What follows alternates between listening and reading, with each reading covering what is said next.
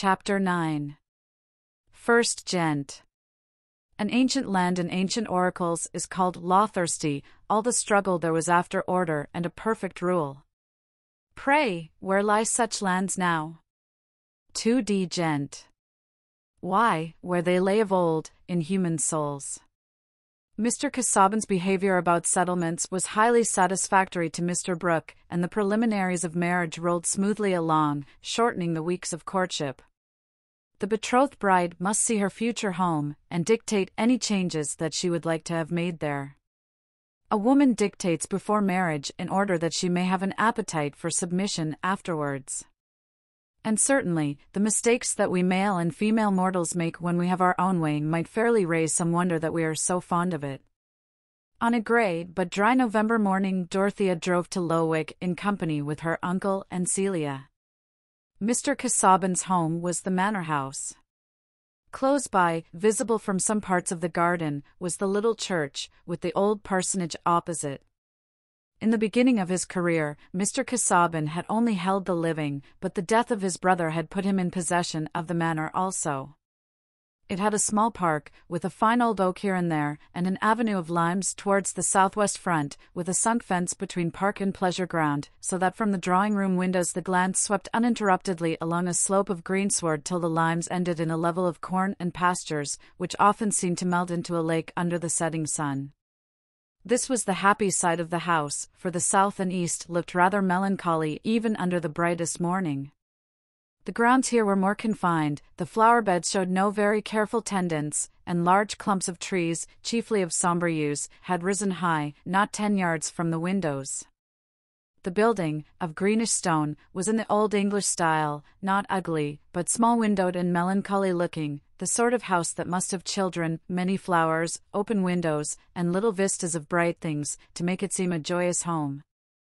In this latter end of autumn, with a sparse remnant of yellow leaves falling slowly athwart the dark evergreens in a stillness without sunshine, the house too had an air of autumnal decline, and Mr. Casaubon, when he presented himself, had no bloom that could be thrown into relief by that background. "Oh dear!" Celia said to herself, "I am sure Freshitt Hall would have been pleasanter than this." She thought of the white freestone, the pillared portico, and the terrace full of flowers, Sir James smiling above them like a prince issuing from his enchantment in a rose-bush, with a handkerchief swiftly metamorphosed from the most delicately odorous petals, Sir James, who talked so agreeably, always about things which had common sense in them, and not about learning. Celia had those light young feminine tastes which grave and weather-worn gentlemen sometimes prefer in a wife, but happily Mr. Casaubon's bias had been different, for he would have had no chance with Celia. Dorothea, on the contrary, found the house and grounds all that she could wish, the dark bookshelves in the long library, the carpets and curtains with colours subdued by time, the curious old maps and bird's-eye views on the walls of the corridor, with here and there an old vase below, had no oppression for her, and seemed more cheerful than the casts and pictures at the Grange, which her uncle had long ago brought home from his travels, they being probably among the ideas he had taken in at one time. To poor Dorothea these severe classical nudities and smirking Renaissance courageosities were painfully inexplicable. Staring into the midst of her puritanic conceptions, she had never been taught how she could bring them into any sort of relevance with her life. But the owners of Lowick apparently had not been travellers, and Mr. Casaubon's studies of the past were not carried on by means of such aids. Dorothea walked about the house with delightful emotion. Everything seemed hallowed to her. This was to be the home of her wifehood, and she looked up with eyes full of confidence to Mr. Casaubon when he drew her attention specially to some actual arrangement and asked her if she would like an alteration. All appeals to her taste she met gratefully, but saw nothing to alter. His efforts at exact courtesy and formal tenderness had no defect for her. She filled up all blanks with unmanifested perfections, interpreting him as she interpreted the works of Providence, and accounting for seeming discords by her own deafness to the higher harmonies. And there are many blanks left in the weeks of courtship which a loving faith fills with happy assurance. "Now, my dear Dorothea, I wish you to favour me by pointing out which room you would like to have as your boudoir," said Mr. Casaubon, showing that his views of the womanly nature were sufficiently large to include that requirement. "It is very kind of you to think of that," said Dorothea, but I assure you I would rather have all those matters decided for me. I shall be much happier to take everything as it is, just as you have been used to have it, or as you will yourself choose it to be. I have no motive for wishing anything else. Oh, Dodo, said Celia, will you not have the bow-windowed room upstairs? Mr. Casaubon led the way thither. The bow window looked down the avenue of limes, the furniture was all of a faded blue, and there were miniatures of ladies and gentlemen with powdered hair hanging in a group. A piece of tapestry over a door also showed a blue-green world with a pale stag in it. The chairs and tables were thin-legged and easy to upset.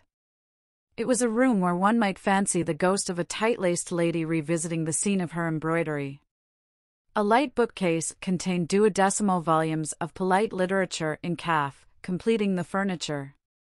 Yes, said Mr. Brooke, this would be a pretty room with some new hangings, sofas, and that sort of thing. A little bare now. No, uncle, said Dorothea, eagerly. Pray do not speak of altering anything. There are so many other things in the world that want altering. I like to take these things as they are. And you like them as they are, don't you? She added, looking at Mr. Casaubon. Perhaps this was your mother's room when she was young. It was, he said, with his slow bend of the head. This is your mother, said Dorothea, who had turned to examine the group of miniatures. It is like the tiny one you brought me, only, I should think, a better portrait. And this one opposite, who is this? Her elder sister. They were, like you and your sister, the only 2 children of their parents, who hang above them, you see. The sister is pretty, said Celia, implying that she thought less favorably of Mr. Casaubon's mother. It was a new opening to Celia's imagination, that he came of a family who had all been young in their time, the ladies wearing necklaces. It is a peculiar face, said Dorothea, looking closely. Those deep grey eyes rather near together, and the delicate irregular nose with a sort of ripple in it, and all the powdered curls hanging backward. Altogether, it seems to me peculiar rather than pretty. There is not even a family likeness between her and your mother. No. And they were not alike in their lot. You did not mention her to me, said Dorothea. My aunt made an unfortunate marriage. I never saw her. Dorothea wondered a little, but felt that it would be indelicate just then to ask for any information which Mr. Casaubon did not proffer, and she turned to the window to admire the view. The sun had lately pierced the grey, and the avenue of limes cast shadows. Shall we not walk in the garden now? Said Dorothea. And you would like to see the church, you know, said Mr. Brooke. It is a droll little church. And the village. It all lies in a nutshell. By the way, it will suit you, Dorothea, for the cottages are like a row of almshouses, little gardens, gillyflowers, that sort of thing. Yes, please, said Dorothea, looking at Mr. Casaubon, I should like to see all that. She had got nothing from him more graphic about the Lowick cottages than that they were not bad. They were soon on a gravel walk which led chiefly between grassy borders and clumps of trees, this being the nearest way to the church, Mr. Casaubon said. At the little gate leading into the churchyard there was a pause while Mr. Casaubon went to the parsonage close by to fetch a key. Celia, who had been hanging a little in the rear, came up presently, when she saw that Mr. Casaubon was gone away, and said in her easy staccato, which always seemed to contradict the suspicion of any malicious intent, "Do you know, Dorothea, I saw someone quite young coming up one of the walks." "Is that astonishing, Celia?" "There may be a young gardener, you know, why not?" said Mr. Brooke. "I told Casaubon he should change his gardener." "No, not a gardener," said Celia, "a gentleman with a sketchbook. He had light brown curls. I only saw his back. But he was quite young." "The curate's son, perhaps," said Mr. Brooke. "Ah, there is Casaubon again, and Tucker with him. He is going to introduce Tucker."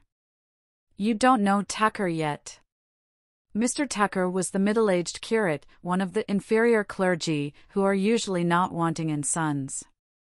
But after the introduction, the conversation did not lead to any question about his family, and the startling apparition of youthfulness was forgotten by everyone but Celia. She inwardly declined to believe that the light brown curls and slim figure could have any relationship to Mr. Tucker, who was just as old and musty-looking as she would have expected Mr. Casaubon's curate to be, doubtless an excellent man who would go to heaven, for Celia wished not to be unprincipled, but the corners of his mouth were so unpleasant. Celia thought with some dismalness of the time she should have to spend as bridesmaid at Lowick, while the curate had probably no pretty little children whom she could like, irrespective of principle. Mr. Tucker was invaluable in their walk, and perhaps Mr. Casaubon had not been without foresight on this head, the curate being able to answer all Dorothea's questions about the villagers and the other parishioners. Everybody, he assured her, was well off in Lowick, not a cottager in those double cottages at a low rent, but kept a pig, and the strips of garden at the back were well tended. The small boys wore excellent corduroy, the girls went out as tidy servants, or did a little straw-plaiting at home, no looms here, no dissent, and though the public disposition was rather towards laying by money than towards spirituality, there was not much vice. The speckled fowls were so numerous that Mr. Brooke observed, "Your farmers leave some barley for the women to glean, I see. The poor folks here might have a fowl in their pot, as the good French king used to wish for all his people. The French eat a good many fowls, skinny fowls, you know." "I think it was a very cheap wish of his," said Dorothea, indignantly. "Are kings such monsters that a wish like that must be reckoned a royal virtue?" "And if he wished them a skinny fowl," said Celia, "that would not be nice." "But perhaps he wished them to have fat fowls." "Yes, but the word has dropped out of the text, or perhaps was subauditum, that is, present in the king's mind, but not uttered," said Mr. Casaubon, smiling and bending his head toward Celia, who immediately dropped backward a little, because she could not bear Mr. Casaubon to blink at her. Dorothea sank into silence on the way back to the house. She felt some disappointment, of which she was yet ashamed, that there was nothing for her to do in Lowick, and in the next few minutes her mind had glanced over the possibility, which she would have preferred, of finding that her home would be in a parish which had a larger share of the world's misery, so that she might have had more active duties in it. Then, recurring to the future actually before her, she made a picture of more complete devotion to Mr. Casaubon's aims in which she would await new duties. Many such might reveal themselves to the higher knowledge gained by her in that companionship. Mr. Tucker soon left them, having some clerical work which would not allow him to lunch at the hall, and as they were re-entering the garden through the little gate, Mr. Casaubon said, "You seem a little sad, Dorothea. I trust you are pleased with what you have seen." "I am feeling something which is perhaps foolish and wrong," answered Dorothea, with her usual openness, almost wishing that the people wanted more to be done for them here. "I have known so few ways of making my life good for anything. Of course, my notions of usefulness must be narrow. I must learn new ways of helping people." "Doubtless," said Mr. Casaubon. "Each position has its corresponding duties. Yours, I trust, as the mistress of Lowick, will not leave any yearning unfulfilled." "Indeed, I believe that," said Dorothea, earnestly. "Do not suppose that I am sad." "That is well. But, if you are not tired, we will take another way to the house than that by which we came." Dorothea was not at all tired, and a little circuit was made towards a fine yew tree, the chief hereditary glory of the grounds on this side of the house. As they approached it, a figure, conspicuous on a dark background of evergreens, was seated on a bench, sketching the old tree. Mr. Brooke, who was walking in front with Celia, turned his head, and said, "Who is that youngster, Casaubon?" They had come very near when Mr. Casaubon answered, "That is a young relative of mine, a second cousin, the grandson, in fact," he added, looking at Dorothea, "of the lady whose portrait you have been noticing, my Aunt Julia." The young man had laid down his sketchbook and risen. His bushy light brown curls, as well as his youthfulness, identified him at once with Celia's apparition. "Dorothea, let me introduce to you my cousin, Mr. Ladislaw. Will, this is Miss Brooke." The cousin was so close now, that, when he lifted his hat, Dorothea could see a pair of grey eyes rather near together, a delicate irregular nose with a little ripple in it, and hair falling backward, but there was a mouth and chin of a more prominent, threatening aspect than belonged to the type of the grandmother's miniature. Young Ladislaw did not feel it necessary to smile, as if he were charmed with this introduction to his future second cousin and her relatives, but wore rather a pouting air of discontent. "You are an artist, I see," said Mr. Brooke, taking up the sketchbook and turning it over in his unceremonious fashion. "No, I only sketch a little." "There is nothing fit to be seen there," said young Ladislaw, coloring, perhaps with temper rather than modesty. "Oh, come, this is a nice bit, now. I did a little in this way myself at one time, you know. Look here, now, this is what I call a nice thing, done with what we used to call brio." Mr. Brooke held out towards the two girls a large colored sketch of stony ground and trees, with a pool. "I am no judge of these things," said Dorothea, not coldly, but with an eager deprecation of the appeal to her. "You know, uncle, I never see the beauty of those pictures which you say are so much praised. They are a language I do not understand. I suppose there is some relation between pictures and nature which I am too ignorant to feel, just as you see what a Greek sentence stands for which means nothing to me." Dorothea looked up at Mr. Casaubon, who bowed his head towards her, while Mr. Brooke said, smiling nonchalantly, "Bless me, now, how different people are. But you had a bad style of teaching, you know, else this is just the thing for girls, sketching, fine art, and so on. But you took to drawing plans, you don't understand morbidezza, and that kind of thing. You will come to my house, I hope, and I will show you what I did in this way," he continued, turning to young Ladislaw, who had to be recalled from his preoccupation in observing Dorothea. Ladislaw had made up his mind that she must be an unpleasant girl, since she was going to marry Casaubon, and what she said of her stupidity about pictures would have confirmed that opinion even if he had believed her. As it was, he took her words for a covert judgment, and was certain that she thought his sketch detestable. There was too much cleverness in her apology, she was laughing both at her uncle and himself. But what a voice! It was like the voice of a soul that had once lived in an Aeolian harp. This must be one of nature's inconsistencies. There could be no sort of passion in a girl who would marry Casaubon. But he turned from her, and bowed his thanks for Mr. Brooke's invitation. "We will turn over my Italian engravings together," continued that good-natured man. "I have no end of those things, that I have laid by for years. One gets rusty in this part of the country, you know. Not you, Casaubon, you stick to your studies, but my best ideas get undermost, out of use, you know. You clever young men must guard against indolence. I was too indolent, you know, else I might have been anywhere at one time." "That is a seasonable admonition," said Mr. Casaubon, "but now we will pass on to the house, lest the young ladies should be tired of standing." When their backs were turned, young Ladislaw sat down to go on with his sketching, and as he did so his face broke into an expression of amusement which increased as he went on drawing, till at last he threw back his head and laughed aloud. Partly it was the reception of his own artistic production that tickled him, partly the notion of his grave cousin as the lover of that girl, and partly Mr. Brooke's definition of the place he might have held but for the impediment of indolence.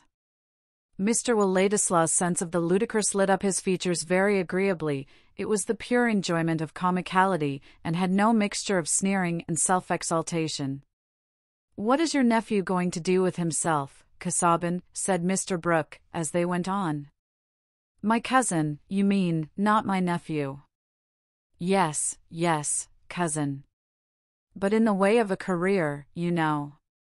The answer to that question is painfully doubtful.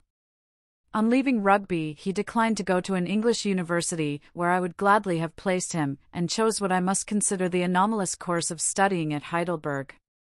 And now he wants to go abroad again, without any special object, save the vague purpose of what he calls culture, preparation for he knows not what. He declines to choose a profession.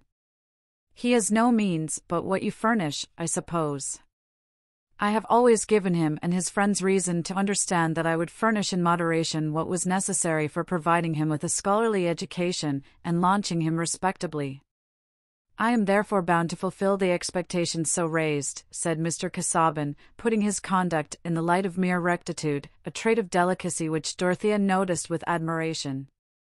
He has a thirst for travelling, perhaps he may turn out a Bruce or a Mungo Park, said Mr. Brooke.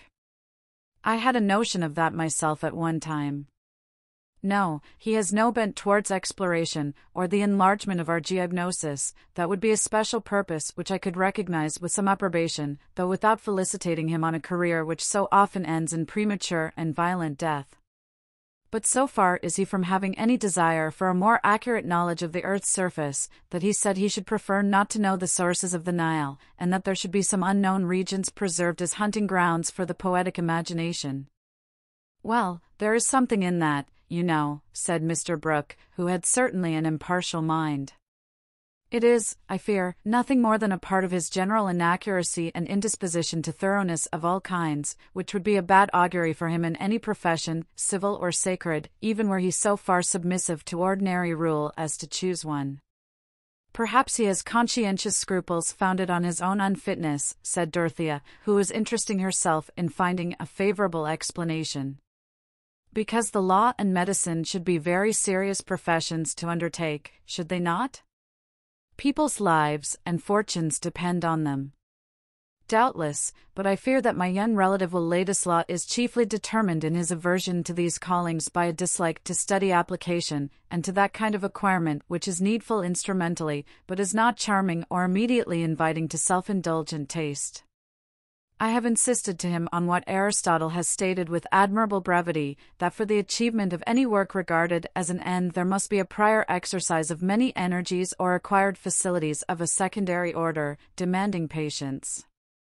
I have pointed to my own manuscript volumes, which represent the toil of years preparatory to a work not yet accomplished. But in vain. To careful reasoning of this kind he replies by calling himself Pegasus, and every form of prescribed work harness. Celia laughed. She was surprised to find that Mr. Casaubon could say something quite amusing. Well, you know, he may turn out a Byron, a Chatterton, a Churchill, that sort of thing, there's no telling, said Mr. Brooke. Shall you let him go to Italy, or wherever else he wants to go? Yes, I have agreed to furnish him with moderate supplies for a year or so, he asks no more. I shall let him be tried by the test of freedom. That is very kind of you, said Dorothea, looking up at Mr. Casaubon with delight. It is noble. After all, people may really have in them some vocation which is not quite plain to themselves, may they not? They may seem idle and weak because they are growing. We should be very patient with each other, I think. I suppose it is being engaged to be married that has made you think patience good, said Celia, as soon as she and Dorothea were alone together, taking off their wrappings. You mean that I am very impatient, Celia? Yes, when people don't do and say just what you like. Celia had become less afraid of saying things to Dorothea since this engagement. Cleverness seemed to her more pitiable than ever.